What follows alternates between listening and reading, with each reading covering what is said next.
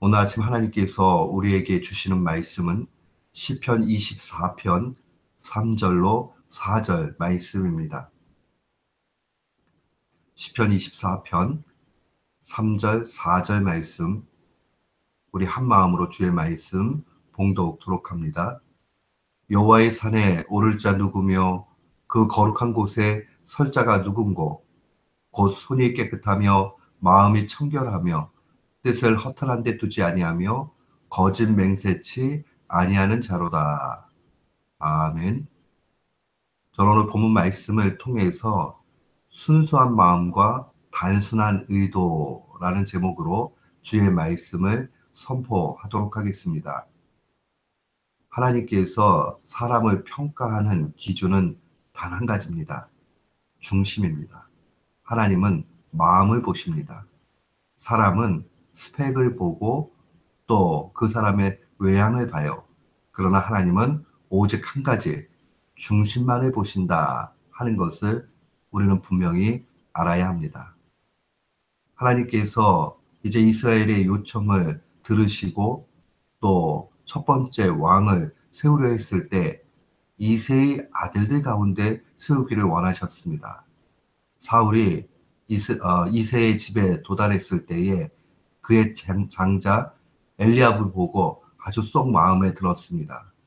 그의 외모가 아주 출중한 데다가 그를 바라볼 때에 아주 그냥 괜찮은 사람같이 느껴졌기 때문입니다. 그때에 주님이 이렇게 말씀하십니다. 내가 보는 것은 사람과 같지 아니하니 사람은 외모를 보거니와 나 여호와는 중심을 본다라고 그렇게 말씀하십니다. 그리고 하나님께서 마음에 두시고 그 하나님의 눈에 쏙 드는 그 사람은 가장 그 주목받지 못한 다윗이었습니다. 하나님은 다윗의 외모보다도 그의 중심을 보셨고 그가 하나님을 얼마나 사랑하고 그의 중심이 바른가 하는 것을 잘 알고 계셨기 때문입니다. 오늘 본문 말씀을 보면 중심을 보시는 하나님이 어떠한 기준으로 중심을 보시는가 하는 것을 잘 보게 됩니다. 다른 말로 이야기하면 하나님께 인정받는 그 사람이 어떠한 사람인가 하는 것을 오늘 본문 3절과 4절은 확실하게 증거합니다. 3절은 증거하기를 여호와의 산에 오를 자 누구며 그 거룩한 곳에 설 자 누군고 라고 증거합니다. 여호와의 산이라는 것은 시온산을 얘기합니다. 시온산은 대대로 거룩한 곳이었습니다. 이 말은 하나님 앞에서 예배할 수 있는 예배자의 기준이라 이렇게 볼 수 있습니다.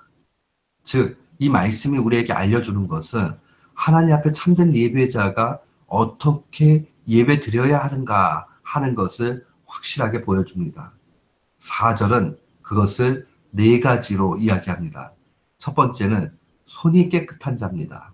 손이 깨끗하다는 것은 무엇을 의미합니까? 그것은 바로 사람의 행동의 올바름을 이야기합니다.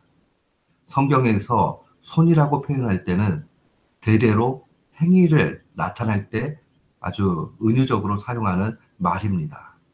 오늘 본문에 손이 깨끗하다 하는 것은 행동이 바른 것을 의미합니다.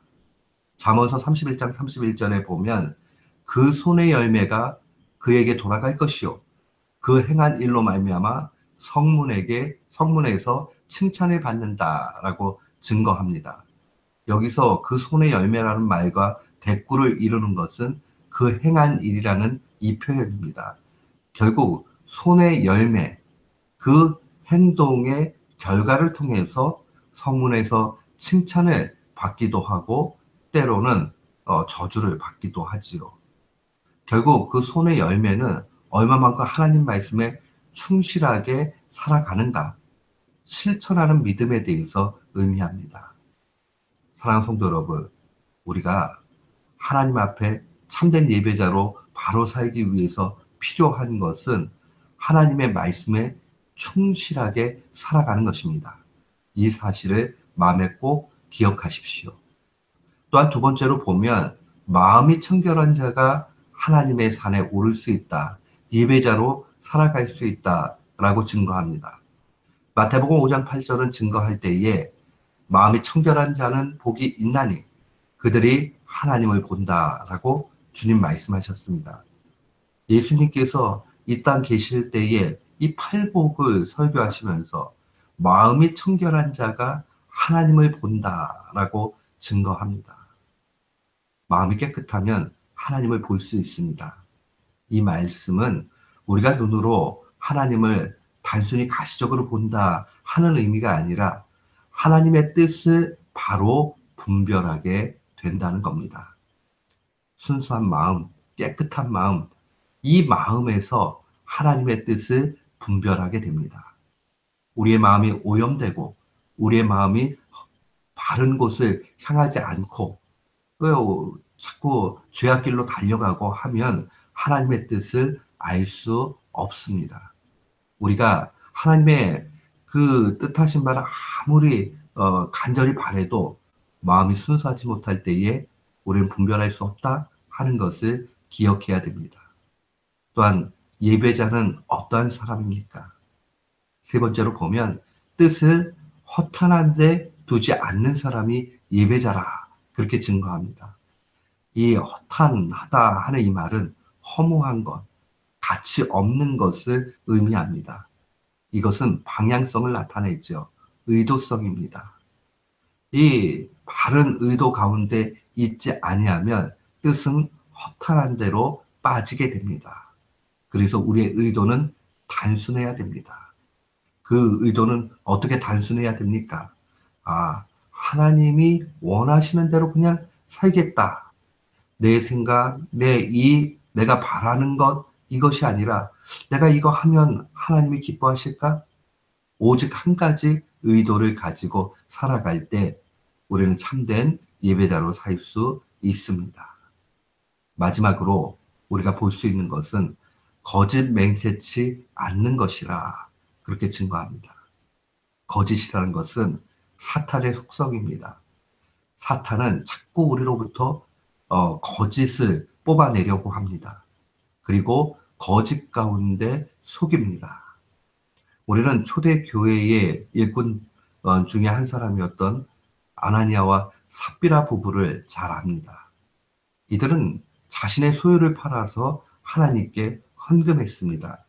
근데 결론적으로 보면 이들의 헌금은 하나님 앞에 온전히 드려지지 못했고 이 아나니아와 삽비라 부부는 그만 하나님 앞에 죽음을 맞이하게 됩니다. 왜 그렇습니까? 그들이 거짓 맹세했기 때문에 그러합니다.